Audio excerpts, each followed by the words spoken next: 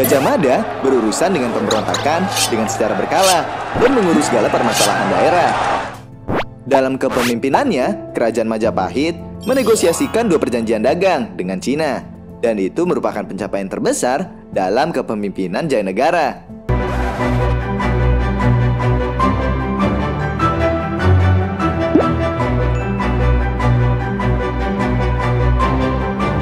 Tapi hal yang menyangkut delegasi ini mengakibatkan efek buruk bagi Jayanegara. Di waktu senggang, terlepas dari mayoritas tugasnya, dia malah memendamkan diri dalam hasrat dan kepuasan pribadinya. Akibatnya, Jayanegara mendapatkan reputasi yang sangat buruk. Sebagian reputasinya berasal dari bagaimana ia memperlakukan keluarganya. Berdasarkan keterangan, ia mengurung kakak-kakak tirinya di sebuah kastil supaya mencegah untuk bertemu dengan suami mereka dan menjadi penyusup. Tindakannya menjadi semakin tidak pantas ketika mereka telah mencapai usia nikah. Lalu, ada juga perihal kehidupan pribadi sang raja. Di Jawa, para raja sering berkeliling dan hakim pergi ke desa untuk menarik pajak dan hasil kebun dari desa yang mereka lewati. Dan jika dalam perjalanannya, raja menemukan wanita cantik, dia mungkin akan memerintahkan wanita tersebut untuk menjadi pembantu atau istrinya. Sama menakutkannya seperti tampak bagi kita hari ini. Bagaimanapun, ini berarti raja secara harfiah mengekstraksi manusia sebagai upeti. Dengan cara yang sama, mereka mengekstraksi beras atau koin Cina. Dan itu merupakan hal wajar di Jawa pada masa itu. Apa yang raja inginkan pasti akan didapatkan. Tetapi, Jayanegara membawa kekuatan ini ke tingkat ekstrim yang belum pernah terjadi sebelumnya. Dia tidak tertarik pada gadis desa, melainkan ia tertarik pada saudara tirinya, istri pejabat istananya, dan pada anak perempuan mereka. Dari semua itu, ada juga ide terburuk yang kita tayangkan di seluruh acara ini. Istri dari ahli bedahnya. Dan bukan mantan ahli bedahnya.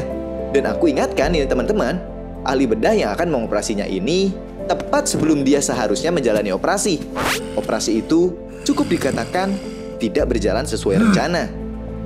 Untungnya, Gajah Mada berdiri di dekatnya mengawasi proses. Dan ketika ia melihat ahli bedahnya menusuk pisau ke badan sang raja, dia mengeluarkan kerisnya dan memenggal kepala si ahli bedah. Tapi semua itu sudah terlanjur terjadi. Rajanya seorang yang ia selamatkan dan ia perjuangkan untuk mengembalikan ke tahtanya telah mati. Jayanegara tidak memiliki penerus pasti. Jadi kerajaan diserahkan kepada putri dari kerajaan terakhir Singasari. Tapi karena dia telah menerima perintah suci, putrinya Wijaya Tunggadewi ditunjuk sebagai ratu. Itu adalah hal yang menguntungkan bagi Gajah Mada karena dia telah membimbing sang putri sepanjang hidupnya. Dan ketika sang ratu menduduki tahta, dia mengangkat Gajah Mada yang merupakan pelayan Majapahit yang paling setia dan pelindung raja sebagai Perdana Menteri. Mereka mendirikan gerbang yang tinggi untuk menenangkan roh raja yang telah meninggal dan melanjutkan perjalanan. Dan jika itu terdengar biasa dan lancar, sebenarnya ada sebuah kecurigaan intrik. Di mana pada kejadian aslinya, tidak hanya keluarga ahli bedah yang Jayanegara permalukan, dia juga tidak menghormati istri Gajah Mada. Dan salah satu cerita menceritakan bahwa Gajah Mada adalah orang yang membuat operasi bedah menjadi pembunuhan. Artinya, ketika ia mencoba menghalangi pembunuhan, sebenarnya itu adalah sebuah tipuan. Dan menariknya, hanya satu catatan di periode itu adalah hagiografi yang ditulis tepat setelah Gajah Mada memegang kekuasaan.